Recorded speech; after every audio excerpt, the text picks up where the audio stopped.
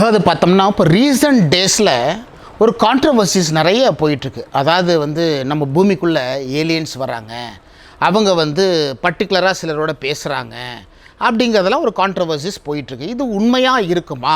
மெய்ஞானிகளுடைய அருள் வழியில் நாம் யோசனை பண்ணி பார்ப்போமே. அதாவது இன்றைக்கி பார்த்தோம்னா அதுவும் பர்டிகுலராக அமெரிக்கன்ஸ் கிட்ட தான் பேசுகிறாங்க. அமெரிக்காவில் தான் இந்த கான்ட்ரவர்சிஸ் நிறைய இருந்துக்கிட்டு இருக்கு. ஸோ இது நடைமுறையில் சாத்தியமா, முடியுமா? ஏலியன்ஸ் வர முடியுமா? ஏலியன்ஸ்னால் என்ன? பிற கிரகத்தில் வாழக்கூடியவங்க அப்படிங்கிறதான அர்த்தம்.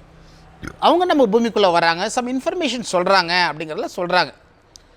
ஸோ இது மெய்ஞானிகளுடைய அருள் வழியில் எப்படி சாத்தியம் அப்படிங்கிறத நம்ம பார்க்கணும். இன்றைக்கி நாம் மனுஷனாக வாழ்கிறோம் இல்லைங்களா? இந்த சோலார் சிஸ்டமில் 9 கோள்கள் இருக்குது. ஸோ இது 27 நட்சத்திரங்களுடைய ஈர்ப்பில் இந்த சோலார் சிஸ்டம் நகர்ந்து போயிட்டுருக்கு. இந்த 9 கோள்களில் பூமியில் தான் மனிதன் வாழக்கூடிய தகுதி இருக்குது. எல்லா கோள்கள்லையும் உயிரினங்கள் இருக்குது. ஆனால் நம்முடைய கோள்கள் தான் எவல்யூஷனில் மனுஷனாக நாம் வாழ முடியுது, அந்த தகுதி இருக்குது.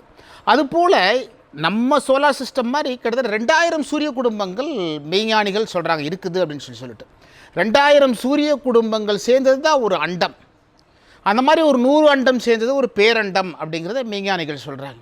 ஸோ ஒவ்வொரு சோலார் சிஸ்டம்லேயும் மனிதர்கள் வாழ்கிறாங்க அப்படிங்கிறத மெய்ஞானிகள் என்னுடைய குரு வழியில் எனக்கு உணர்த்துறாங்க.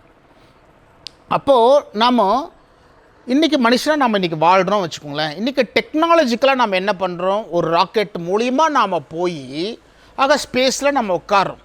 இப்போ நமக்கு தேவையான என்னென்ன வேணுமோ, ஆக்சிஜன்லேருந்து என்னென்ன அங்கே வாழ்கிறதுக்கு தேவையோ அத்தனையும் நம்ம எடுத்துகிட்டு போகிறோம். ஸோ அந்த ஆக்சிஜன் சிலிண்டரோ வாட்டெவர் நமக்கு என்ன தேவையோ அதெல்லாம் இல்லைன்னா நம்ம ஸ்பேஸில் கொஞ்ச நாள் வாழ முடியுமா? வாழ முடியாது. இல்லை இந்த டெக்னாலஜி இல்லாமல், இந்த ராக்கெட்டினுடைய வசதிகள் இல்லாமல் திருப்பி ஒரு மனுஷன் நம்ம பூமிக்குள்ளே லேண்ட் ஆக முடியுமா? முடியாது. இப்போது மனுஷன் ஸ்பேஸில் இருக்கிறான், அங்கேருந்து மனிதனாக மட்டும்தான் நான் கீழே இறங்கி வருவேன் அப்படின்னா என்னவாகும்? அந்த எர்த் க்ரஸ்ட்டில் பார்த்தோம்னா பூமி சுற்றுது, எனார்மஸ் டெம்பரேச்சர் இருக்கும். ஸோ அப்போ அவன் உள்ளுக்குள்ளே வரும்போது உடல் எரிஞ்சு போய் செத்து போயிடும். அந்த டெம்பரேச்சரை நம்மளுடைய உடம்பு வித்ஸ்டாண்ட் பண்ண முடியுமா? வித்ஸ்டாண்ட் பண்ண முடியாது, எரிஞ்சு போயிடும். அதே போல் தான் கிரகவாசிகள், நம்மளுடைய கெமிக்கல் காம்போசிஷன் இந்த உடம்புக்குள்ளே எப்படி இருக்குதோ சிமிலராக தான் ஒவ்வொரு சோலார் சிஸ்டமில் இருக்கிறதுக்கு வாய்ப்புகள் இருக்குது. சின்ன சின்ன வேரியேஷன்ஸ் இருக்கலாம். அப்போது அந்த கிரகவாசிகள் உள்ளுக்குள்ளே வரும்போது அவன் ஒரு சோலார் சிஸ்டம்லேருந்து இன்னொரு சோலார் சிஸ்டமுக்கு தாவறதுங்கிறது நடக்காத ஒரு காரியமாக தான் இருக்க முடியும். அப்படியே வந்தாலும் இந்த பூமிக்குள்ளே வரப்போகும்போது அவன் இந்த டெம்பரேச்சரை வித்ஸ்டாண்ட் பண்ணுற அளவுக்கு கேப்பபிலிட்டி இருக்குமானா டெஃபினட்டாக இருக்கிறதுக்கு வாய்ப்புகள் இல்லை. அப்படின்னு போகும்போது பிற கிரகவாசிகள் எப்படி பூமிக்குள்ளே ட்ராவல் ஆக முடியும்? நாமும் மனிதர்கள் மேலே போக முடியாது, இந்த உடலை வச்சுக்கிட்டு நாம் போக முடியாது, இந்த உடலோட திருப்பியும் வர முடியாது.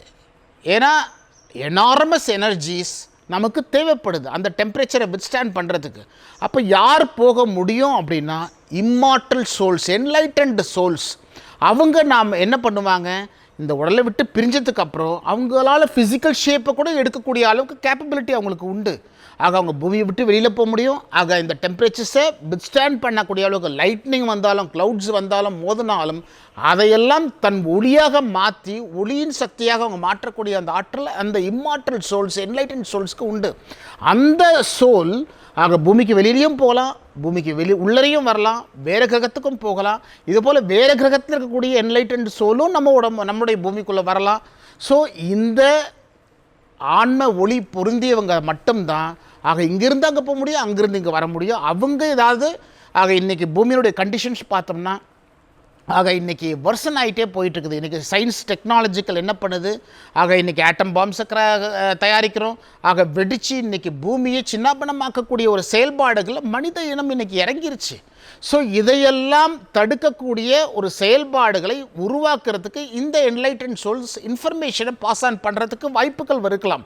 ஆகையினால் ஒரு மனிதனோ இன்னொரு கிரகவாசியோ பூமிக்குள்ளே உடலோடு வருவது சாத்தியம் இல்லாத செயல் அப்படிங்கிறது தான் மெய்ஞானிகள் சொல்லக்கூடிய உணர்வுகள்லேருந்து நாம் புரிஞ்சிக்க முடியுது.